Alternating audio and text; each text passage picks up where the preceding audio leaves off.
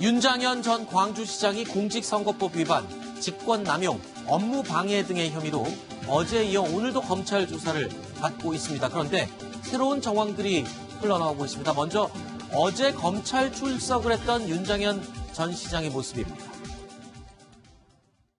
만약에 공천을 두고 그런 일들이 제한이 되고 제가 이루어졌다면 당연히 의심을 하고 그런 일들이 이루어지지 않았을 거고, 만약에 공천의 일들이 있었다면 그런 부분들은 제가 소상하게 그 상황에 대해서 설명드리도록 하겠습니다.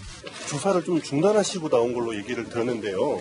미진한 부분에 대해서 저도 더 계속 해야 할 일이고 내일 더 받기로 했습니다. 그 조사 과정에서 어떤 오전에는 좀 부인을 하셨는데 부인은요? 공직선거법 관련해가지고는 혐의를 부인 어제는 저희들이 공직선거 일들이 아니고요. 다른 조사가 됐었기 때문에.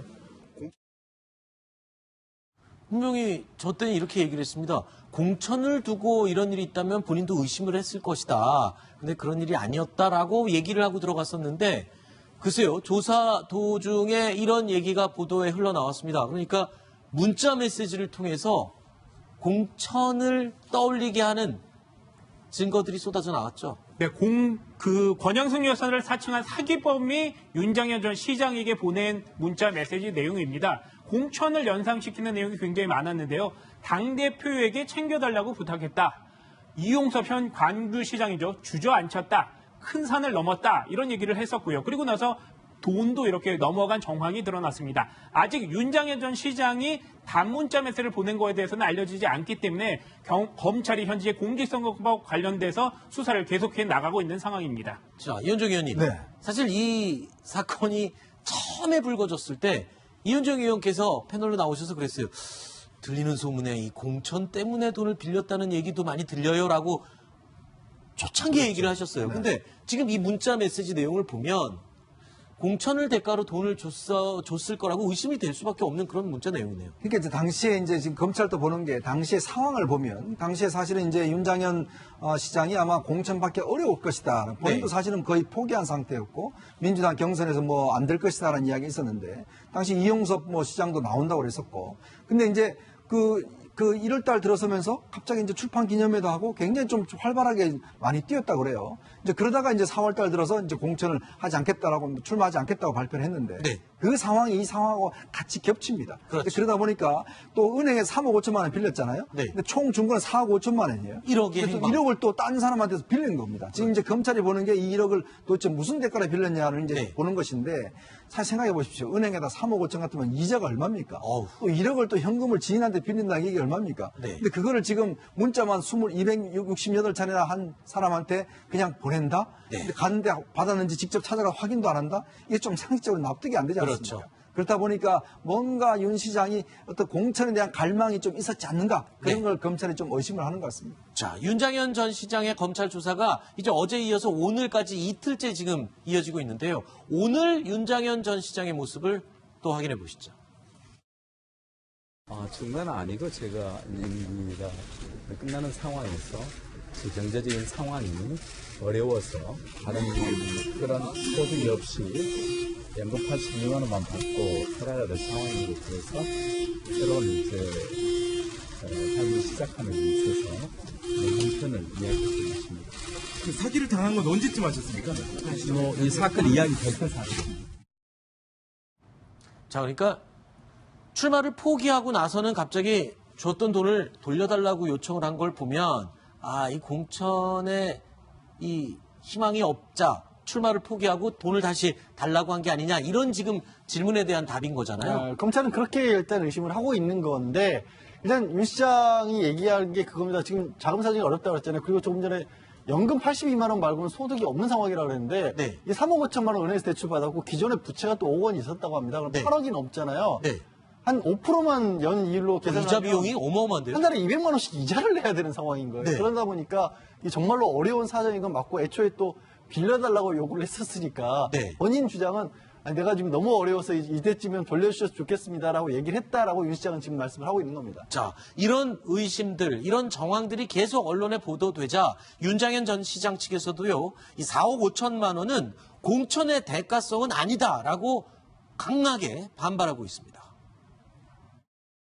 저희들은 일관됩니다. 윤 시장님이 처음에 포털에서 하셔서 말씀드렸던 것은 책임질 부분, 예를 들자면 업무방해나 이런 부분은 명확한 문제이기 때문에 그런 부분에 대한 책임, 그것은 충분히 본인이 지시겠는데 다만 없는 사실을 가지고 책임질 수는 없지 않겠습니까? 그래서 공직선거법 관련 부분은 저희들이 그것은 납득할 수가 없습니다. 지금 이 상황에 대해서 윤장현 시장 측에서 또 기분 나빠하는 부분이 또 하나 있습니다. 검찰에서 왜 이 문자 메시지 내용을 언론에 왜 흘리느냐, 이 부분에 대해서 지금 굉장히 불만을 제기하고 있거든요. 저는 오늘 아침에 조선신문을 보고 사실 그 생각을 했었어요. 아, 그래요? 268자의 문자 메시지를 주고받았다라고 해서 공천 대가성이 있는 것처럼 보이는데 그 문자 내용이 아까 말씀하신 것처럼 뭐 누구를 주저앉혔다, 재임하셔야 된다 이런 내용인데 네. 268자의 문자면 그 물음에 대한 윤 시장의 답변도 들어가 있어야 되잖아요. 아하. 근데 기자분들이 취재를 했으면 검찰에서 취재를 했을 텐데 어떻게 윤 시장이 뭐라고 대답했는지는 없거든요. 그러니까 아하. 맥락이 좀 빠져있는 것 같아요. 물론 실제로 윤 시장이 그랬을 수도 있어요. 근데 어쨌든 공개된 내용은 김모 씨라는 가짜가 보낸 내용만 들어가 있으니까 윤 시장 씨가 그게 억울하다는 거죠. 지금. 네. 자, 일단 검찰 조사가 계속 진행되고 있으니까요. 이 조사가 마무리되면 이렇다 할 또 정확한 이야기들이 나올 것 같습니다. 그때 다시 또 정리해드리겠습니다. 만약에 공천을 두고 그런 일들이 제한이 되고 제가 이루어졌다면은 당연히 의심을 하고 그런 일들이 이루어지지 않았을 거고, 만약에 공천의 일들이 있었다면 그런 부분들은 제가 소상하게 그 상황에 대해서 설명드리도록 하겠습니다. 조사를 좀 중단하시고 나온 걸로 얘기를 들었는데요. 미진한 부분에 대해서 저도 더 계속 해야 할 일이고 그래서 내일 더 받기로 했습니다. 그 조사 과정에서 어떤 오전에는 좀 부인을 하셨는데 부인은요? 공직선거법 관련해가지고는 혐의를 부인, 어제는 저희들이 공직선거 일들이 아니고요. 다른 조사가 됐었기 때문에. 분명히 저 때는 이렇게 얘기를 했습니다. 공천을 두고 이런 일이 있다면 본인도 의심을 했을 것이다. 근데 그런 일이 아니었다라고 얘기를 하고 들어갔었는데, 글쎄요, 조사 도중에 이런 얘기가 보도에 흘러나왔습니다. 그러니까 문자 메시지를 통해서 공천을 떠올리게 하는 증거들이 쏟아져 나왔죠. 네, 권영승 여사를 사칭한 사기범이 윤장현 전 시장에게 보낸 문자 메시지 내용입니다. 공천을 연상시키는 내용이 굉장히 많았는데요. 당대표에게 챙겨달라고 부탁했다.